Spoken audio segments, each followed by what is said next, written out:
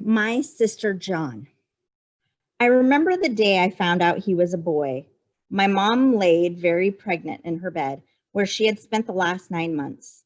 My dad stood at the foot of the bed holding a curious white box. I sat on the carpet at his feet next to my older brother and sister. It was time for a special announcement. Today, your mother and I went to the doctor and they did what was called an ultrasound, he began. This is when they look inside her belly to check on the baby. I remember being very confused about how this was possible. In my head, I concluded it must be some sort of X-ray vision superpower or something. The good news is the baby is fine and will be here tomorrow, he said. So the baby isn't in the box, I blurted out, feeling slightly disappointed when he smiled and shook his head no. He began again. Another cool thing about today's ultrasound is that it showed us if the baby is a boy or a girl, he announced. Inside this box, I have an outfit that will reveal to you this exciting news. The excitement filled the room. I could tell by looking at my dad that he was also excited to tell us. This could mean only one thing. I was going to be getting a baby sister. My dad opened the box and pulled out a light blue and white onesie suit. It was a one-piece, soft-looking, and had fancy little white lace trim around the collar. Maybe at the age of 4.5, I didn't understand yet that blue was a boy color. Maybe I thought the lace trim was girly, or maybe I was just so convinced she was having a girl that it didn't matter what my dad pulled out of the box. Yes, a sister, I shouted as I ran over to hug my mom, whose face suddenly changed from super excited to super confused. The room silenced. My dad looked down at me and said in a soft but gentle voice, "No, Mimi, blue means boy. You are going to have a baby brother." None of this made any sense to me, of course. A brother was completely out of the question. I already have a brother, and he was impossible. He was annoying frustrating, and exhausting. This wasn't even a possibility. Having another brother was just not going to happen. The next day, it did actually happen. I wasn't thrilled about this, but I had put something in my pocket from my room to help me in this situation. When John was born, he looked like a pig. His bald head was huge and misshapen. His plump face was red and his nose was all squished up and weird on his face, like some strange game of pin the nose on the baby was played poorly on his face. He looked much better once they put the hat on him and wrapped him up in a tight blanket. I sat on the couch in the hospital room next to my older siblings. My dad held him and placed him gently on my lap. I looked down at this tiny human burrito pig. I stared into his deep blue eyes, leaned down, and whispered, "Welcome, sister." And then I slipped off his blue hat and I replaced it with the pink one I had in my pocket. So that's the first part of the story there. I did make up this whole part about the pink hat and the blue hat just to make that point that I really wanted a sister. And I wasn't letting go of that. 5 years later, ladies and gentlemen, put your hands together. Introducing the Ballet Sisters, I proudly announced into my microphone hand. My parents, watching from the couch, clapped their hands. My mom nudged my annoyed-looking preteen older brother, who was forced to turn off his Nintendo to watch the show. He sat begrudgingly on the carpet. My older sister Becca began to play a song from the grand Steinway piano in the other room. I quickly left the stage and ran behind the wall to meet John, where he was waiting for me. There he stood, wearing my black leotard, white tights, and big floppy slippers that looked like puppy dogs. I only had one pair of proper ballet slippers, and since I was the prima ballerina, he got the dog slippers. John and I took baths together, probably longer than most people would think it was acceptable for a brother and sister to do. I thought that it was fine, however, since he was my sister. We would drain the tub and smear shampoo all over the bottom and play a game called Slip and Slide. It is still a wonder to me that we didn't break any bones doing this. It is also a wonder to me that we still have our skin after what happened next. I was 9 and John was 5. So naturally, I thought it was the perfect time to teach John, my younger sister, how to do something that every big sister has the obligation to teach. It was the time for John to learn how to shave his legs. So this whole next part I made up.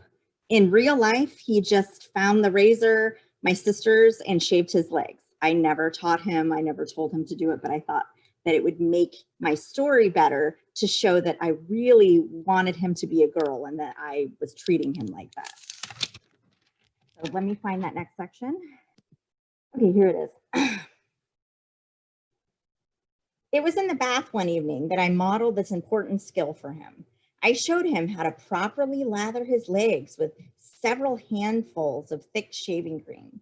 I showed him where to find my sister's disposable orange and white Bic razors. He watched as I shaved each leg. I was too young to do this. I do not do this. He watched as I shaved each leg, paying special attention to the ankles and knees. After my thorough demonstration, I left my pupil to try it for himself.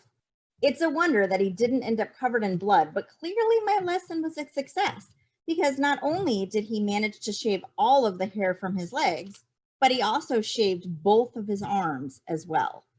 Overachiever. Okay, so this next part is the part where he jumped on my back and almost drowned me. Remember, in this part of the story, in real life, everything was fine, but I needed to make it better. So I had to add fiction. So a lot of this is fiction. Okay, so here we go. When I was 8 or 9, we were all living in Florida. At this time, my younger brother, John, had just learned to swim, which was a good thing because we just moved into a house with a pool in the back. I remember swimming with John until my eyes burned from the chlorine. I remember there was a place in that pool where a dolphin was sculpted from colorful tiles. John and I used to pretend that that dolphin was real.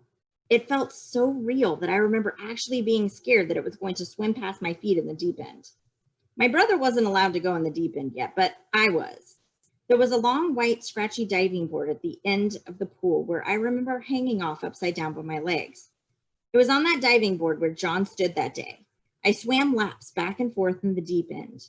One lap, as I passed by him, he jumped. It wasn't a hard jump that you would do to make a big splash. It was the kind of jump that I imagined a reluctant puppy might make on its first venture out into the water. I felt his body hit my back like a bag of cement. Immediately, I was thrust down into the water. His hands frantically grabbed at my head and pushed to push himself up past the surface. Underneath, I could hear him gasping as he attempted to yell for help, but his attempts were muffled by the sounds of splashing, squishing, and gurgling. He pushed my body further down as he used it like a ladder to climb up to the top. Through the cloudy water, I saw the sky. I saw the surface and the edge of the pool. My body screamed for air, but I knew that if I breathed in, I would die.